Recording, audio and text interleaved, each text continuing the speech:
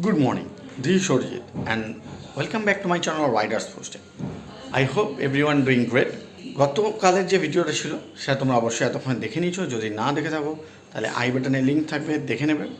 আমি এই Sjcam legend কিনেছি আর আজকে সেটা মুভমেন্ট অফ ট্রুথ মানে ফার্স্ট ইউজ হবে। তো আগে রেডি হয়নি আর সঙ্গে মাইক আর ক্যামেরাটা হেলমেটে লাগিয়ে নিই, তারপর বেরিয়ে পড়বো। ক্যামেরার সাথে আমি কিনে নিয়ে এসেছি আমি Sjcam মাইকটা। তো সেই জন্য নর্মাল যে মাইকগুলো আছে যেগুলো 3.5mm জ্যাক থাকে সেটা কিন্তু কাজ করবে। তো তার জন্য আলাদাভাবে মাইকটা কিনতে হয়েছে আর এটার দাম প্রায় 1400 টাকার কাছাকাছি। তো এটাকে ইনস্টল করে নেবো।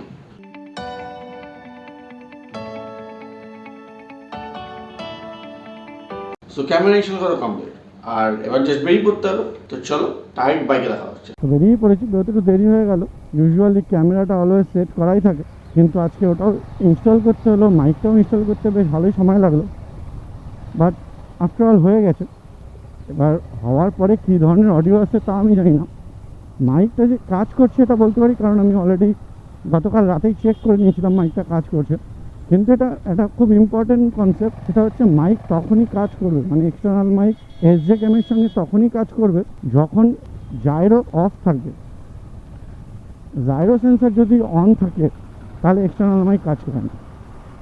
কনসেপ্টটা অদ্ভুত, এরকম কেন সেও আমি জানি না। যদি Sjcam-এ কেউ দেখছো তাহলে অবশ্যই ব্যাপারটাকে রেকটিফাই করো, কারণ খুবই অদ্ভুত ব্যাপার। বেসিক্যালি জাইরো সেন্সার থাকে ভিডিওর মধ্যে যে আননেসেসারি ভাইব্রেশন সেগুলোকে ব্লক করার জন্য, কিন্তু সেটা যদি মোটো ব্লগিংয়ের টাইমে বন্ধ নাই করা যায় তাহলে খুব প্রবলেম, কারণ অ্যাকচুয়াল ভাইব্রেশন তো মোটো ব্লগিংয়ের সময়ই হয়। আজকের রাইডে পুষ্পিপুটুর চ্যানেলের পুষ্পিতাও যাবে, তো সেই জন্য আগে ওকে পিক আপ করবো, তারপরে অরূপা সুইফটের সাথে দেখা করবো। খুব বেশি দূর যাবো না, কারণ যদি দেখা যায় অনেক লম্বা কিছুটা চলে গেলাম অথচ আউটপুট কিছুই এলো না, কারণ কতটা নয়েস আসবে কতটা আসবে না সেটা আমি তো জানি না, সেটা আজকের টেস্টের পরেই বুঝতে পেরে যাবো। কিন্তু সেই জন্য খুব বেশি দূর যাবো না, আশেপাশেই থাকবো, হয়তো ব্যারাকপুর ঘুরে আসবো, কিন্তু সেটা ডিসাইড হবে অরূপা সুইফটের সাথে দেখা হওয়ার পর। ওরা দুজনই স্বদেশীতে আমার জন্য ওয়েট করবে। কনসেপ্টটা উল্টো, অ্যাকচুয়ালি ওরা ওয়েট করে না, আমিই ওয়েট করি, ওরা ডেলি লেট করে আসে। সুস্মিতাকে পিক আপ করা হয়ে গেছে আর এরপরেই যাবো স্বদেশীর দিকে। কিন্তু অলরেডি তার মধ্যে অনেক বেশি রোদ উঠতে শুরু করে দিয়েছে। এই পুরো সামার টাইমটাই একেবারে বাজে। যতটা তাড়াতাড়ি চেষ্টা করি না কেন বেরোনো যায় না, আর বেরোনোর পরে এত বেশি রোদ থাকে যা রাইড করার মন থাকে না। অরূপা সুদীপ তো এসে গেছে আর আমরা বেরিয়ে পড়েছি। সুদীপ তো বলছে ধুবিঘাটের দিকেই যাবে, তো ধুবিঘাট সবাই জানে, এর আগেও আমাদের সাথে অনেকবারই গেছে, তো আজ আবার গিয়ে ঘুরে আসি। জায়গাটা বেশ ভালোই লাগে, লোকজন কম থাকে, অ্যাটলিস্ট বসে কিছুক্ষণ কথাবার্তাও বলা যায়, আর এই টাইমে গেলে ট্রাফিকও কম থাকে, তাই জন্য যেতে হবে যে খুব বিশেষ সমস্যা হয় তা না।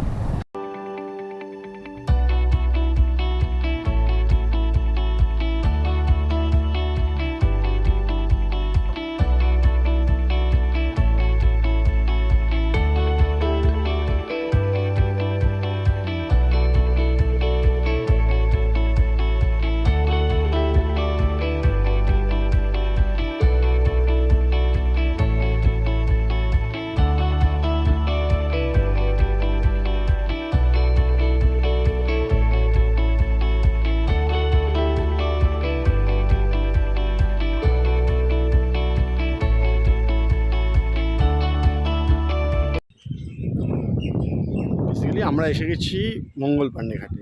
এর আগে কখনো মঙ্গল পান্ডে ঘাটে আসিনি, আজকে প্রথম মঙ্গল পান্ডে ঘাটে এসেছি আমি। আর চারিদিকটা দেখতে পাচ্ছ, খুবই সুন্দর দেখতে জায়গাটা। বেসিক্যালি বাচ্চাদের জন্য তো খুবই ভালো, সেই নিয়ে কোনো ডাউট নেই, খুব ভালো জায়গা বাচ্চাদের জন্য। বাট সঙ্গে অনেক জায়গা আছে বসার জন্য। চিলড্রেন্স পার্ক হিসেবে তো বেশ ভালো। টিকিট কাউন্টার আছে, মানে টিকিট আছে, বাট সেটা মর্নিংয়ের জন্য না, মর্নিংয়ে এটা জগার্স পার্কের জন্য নয়, কিন্তু ইভিনিংয়ে এলে টিকিট লাগে। টিকিট প্রাইসের কত সেটা আমি জেনে দিয়ে দেবো। জায়গাটা বেশ বড়।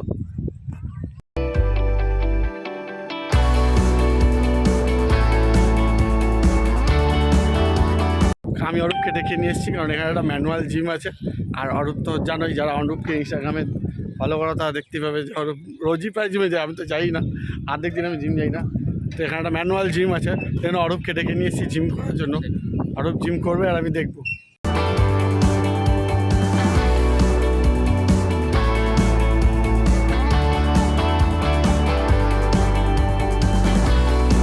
তো আবার দেখলে আমি আর অরূপ অনেক জিম করে ফেলেছি, তার আমার হয়ে কিছুটা অরূপ করে দিয়েছে আর আমি একটু একটু করেছি।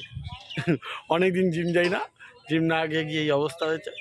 খুব রিসেন্টলি আবার নতুন করে জিম যেতে হবে, কিন্তু ওয়েস্ট বেঙ্গলে এখন এত বেশি গরম, আর বেসিক্যালি কলকাতায় এত গরম যে জিম যাওয়ার মতন সিচুয়েশান তৈরি হচ্ছে না।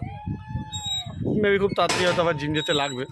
বাট এখানে নিজে মানে একদম পুরো ন্যাচারাল জায়গায় কিছু ওয়ার্ম আপ করার মতন ইনস্ট্রুমেন্ট রেখেছে, এটা খুবই ভালো, বেসিক্যালি সবার জন্য ভালো।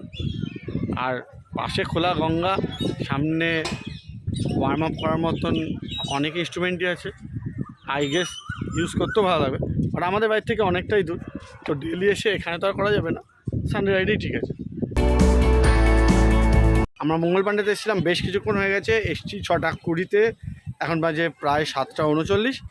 অনেক কিছুই করলাম, দেখলে আমরা জিম করলাম, মানে অরূপ তো প্রচুর জিম করে নিয়েছে, আর সুদীপ তো মানে নদীর হাওয়া খেয়ে খেয়ে রোগা হওয়ার চেষ্টা করছে।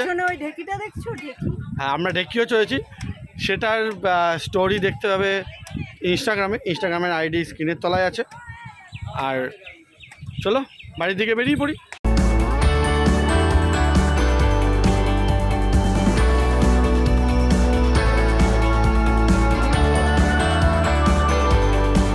তো মঙ্গল পান্ডে ঘাটে বেরিয়ে তো বেশ ভালোই লাগলো। এখন আপাতত বেরিয়ে পড়েছি বাড়ির জন্য। রাস্তায় যদি ইন্টারেস্টিং কিছু থাকে তাহলে অবশ্যই দেখাবো, নাহলে তোমাদের সাথে দেখা হবে ডাইরেক্ট বাড়ি পৌঁছে। So I am back home. আপাতত এখনও মতো চেক করা হয়নি যে কীরকম কোয়ালিটি অডিও এসছে, কীরকম ভিডিও এসছে। এবার আমি চেক করব, আর তারপর বুঝতে পারবো যে অ্যাকচুয়ালি আমার কেনা ওয়ার্থ বাইং হলো না ওয়েস্ট গেল।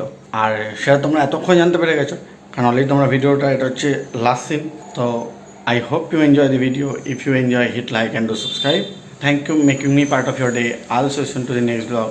Until next time, signing out, Saurajit. Bye bye.